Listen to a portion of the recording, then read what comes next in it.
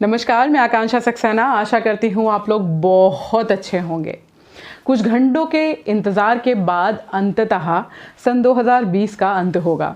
इन 12 महीनों में जो सन 2020 के रहे हैं, आप किसी भी देश के निवासी हों, आप किसी भी प्रोफेशन का पार्ट हो या आप किसी भी एज ग्रुप को बिलोंग करते हों, डेफिनेटली किसी ना किसी एक दिन आपने ये ज़रूर कहा होगा कि ये साल कब ख़त्म होगा, क्योंकि ये साल अपने आप में अनोखा था, अद्भुत था, अनूठा था और अविस्मरणीय था।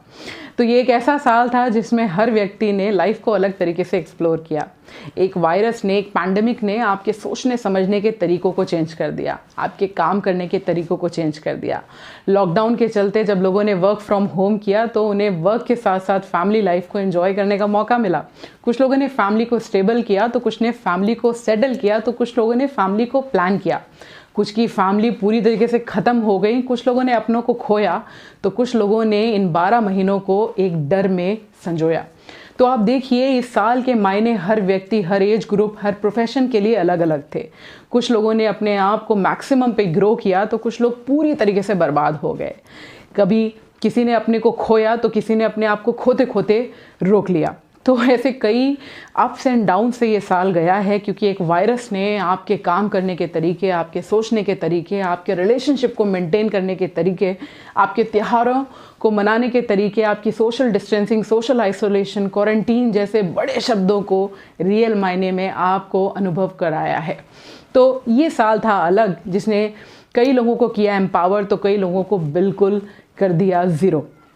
आप देखिए, खुद WHO की रिपोर्ट कहती है कि ये एक ऐसा साल था जिसमें mental health, in fact poor mental health was the real challenge around the world, right. आप देखें, लॉकडाउन के टाइम जहाँ एक तरफ ये फ़ायदे थे कि लोग अपने घर से काम कर रहे थे, अपनी फैमिली को टाइम दे रहे थे, अपनी रिलेशनशिप को मेंटेन कर रहे थे, फैमिली को प्लान कर रहे थे, अच्छे संबंधों को महसूस कर पा रहे थे, वहीं दूसरी तरफ ये वो वक्त था जब डोमेस्टिक वायलेंस के केस सबसे ज़्यादा थे and there was no one to help.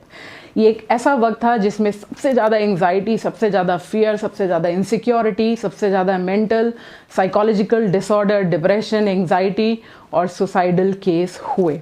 तो ये एक ऐसा वक्त था जो अपने आप में अद्भुत था, अनोखा था। हर किसी के पर्सनल, प्रोफेशनल अपने चैलेंजेस थे। कुछ लोगों के पूरी तरीके से बिज़नेस डूब गए तो कुछ लोगों ने नए तरीके से अपने बिज़नेस को शुरू किया। मैंने पर्सनली कई लोगों को मिला जो पूरी तरीके से कोलैप्स हो गए। कोविड उनके लिए जीवन को एक यू टर्न लेके आ गया। तो लाइफ में प्लस माइनस चलते रहते हैं। आज ये वायरस है, कल इसका कोई दूसरा स्ट्रेन आ जाएगा, परसों कुछ और भी आ सकता है। अल्टीमेटली जो काम करने वाला है वो है मेरी और आपकी मेंटल स्ट्रेंथ। तो इसी को रिलेट करते हुए मैं आज आपसे एक छोटा सा एक्सपीरियंस शेयर करना चाहती हूँ जो मुझे हाल में ही हुआ। कहते हैं कभी कभी लाइफ में कुछ अनकही चीज़ें आपको जीवन जीने का तरीका सिखा जाती हैं। तो ये एक्सपीरियंस मुझे हुआ राजस्थान में, जब मैं एक कैमल राइड के दौरान ऊँट पर बैठ रही थी। तो आशा करती हूँ कि मेरा ये एक्सपीरियंस आपको भी उतनी ही मदद करेगा जितना मैंने इसको एनालाइज़ किया है। तो ऊँट पर बैठना, ऊँट पर सवारी करना और ऊँट पर उतरते उतरते 3 ऐसे एग्जाम्पल्स मैं आपके साथ शेयर करना चाहती हूँ। ये अनुभव आपके साथ शेयर करना चाहती हूँ जो सच में आपको आने वाले साल में एक बड़ा डायरेक्शन दे सकती हैं।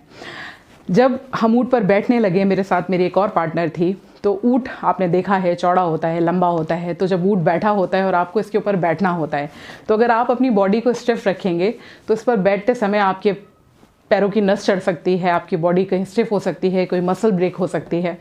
तो पहला एक्सपीरियंस वो ये, जो ऊँट राइडर था उसने हमको ये बोला कि जब आप ऊँट के ऊपर बैठें तो अपनी बॉडी को बिल्कुल ढीला छोड़ दें, आप आराम से बैठ पाएंगे।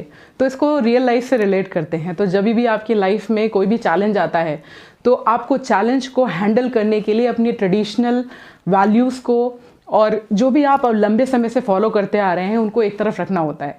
अगर आप उसको छोड़ के सिचुएशन को हैंडल करेंगे तो आप चीज़ों को आसानी से हैंडल कर पाएंगे। ये मैंने सीखा। तो सच मानिए कि जब मैं पहली बार उस पर चढ़ रही थी तो मुझे लगा जैसे मेरे पैर की नस चढ़ गई, लेकिन जैसे ही इस कैमल राइडर ने मुझे ये बोला कि अपनी बॉडी को ढीला छोड़ दीजिए, आप इस पर आराम से बैठ पाएंगी, मतलब आप फ्लेक्सिबल हो जाइए। तो जैसे ही मैं फ्लेक्सिबल हुई, मैं आराम से इस पर बैठ पाई। जब ऊँट खड़ा हो गया और चलने लगा तो उसने मुझे दूसरा एक टिप दिया और बोला कि जैसे जैसे ऊँट चले वैसे वैसे आप भी बॉडी का मूवमेंट करिए, मतलब just go with the flow. तो तो अगर ऊँट इस तरफ जाता है तो आप भी बॉडी को आराम से इस तरफ ले जाइए, और ऊँट उस तरफ जाता है तो आप उस तरफ ले जाइए। ऊँट आगे होता है तो आप भी बॉडी को आगे ले जाइए, और ऊँट पीछे जाता है तो आप भी पीछे ले जाइए।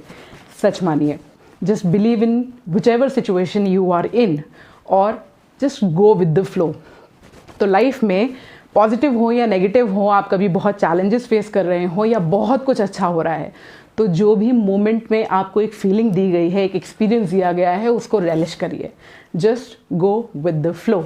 सच मानिए, ये मेरी पहली कैमल राइड थी। इससे पहले 3 बार मैंने कैमल राइड को नहीं किया क्योंकि मुझे बहुत डर लगता था, लेकिन कोई था नहीं जो मुझे ये टिप देता।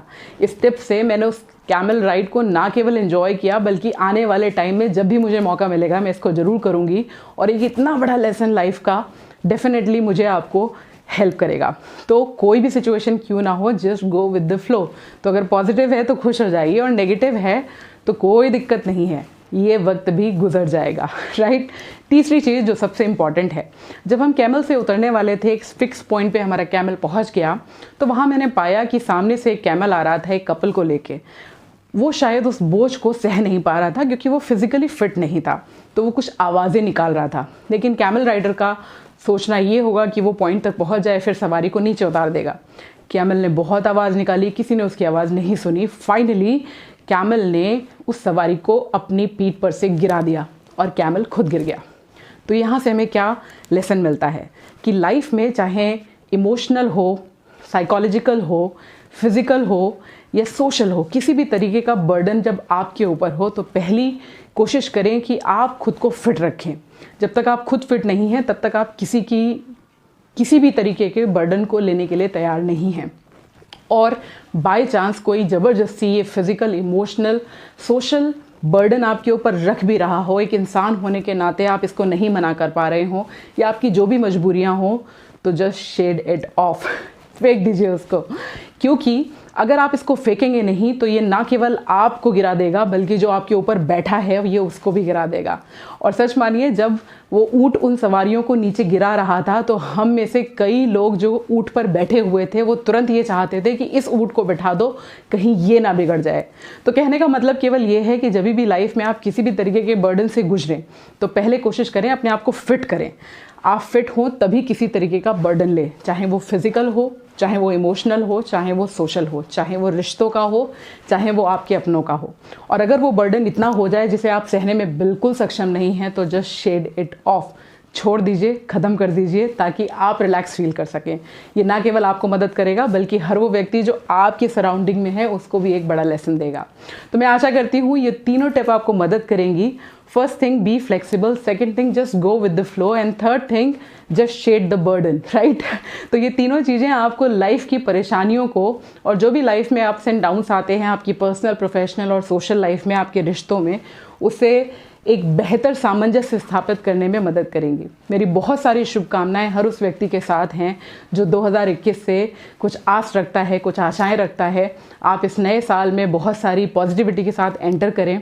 और हर उस व्यक्ति के लिए बहुत बड़ा थैंक यू जो मेरे वीडियोस को देखता है। आप हमें डायरेक्टली और इनडायरेक्टली जिस भी फॉर्म में अप्रिशिएट करते हैं या कुछ भी कमेंट करते हैं, मैं उन पर हमेशा काम करने की कोशिश करती हूँ। हम एक म्यूचुअल रिलेशनशिप में ऐसे ही एक दूसरे को सपोर्ट करते जाएं, मोटिवेट करते जाएं, एक दूसरे का ध्यान रखें, और एक ऐसे समाज की स्थापना करें जिसमें ह्यूमन रिलेशनशिप की अपनी वैल्यू हो, जो किसी भी प्लस और माइनस, किसी भी सक्सेस और फेलियर से बहुत ऊपर हो।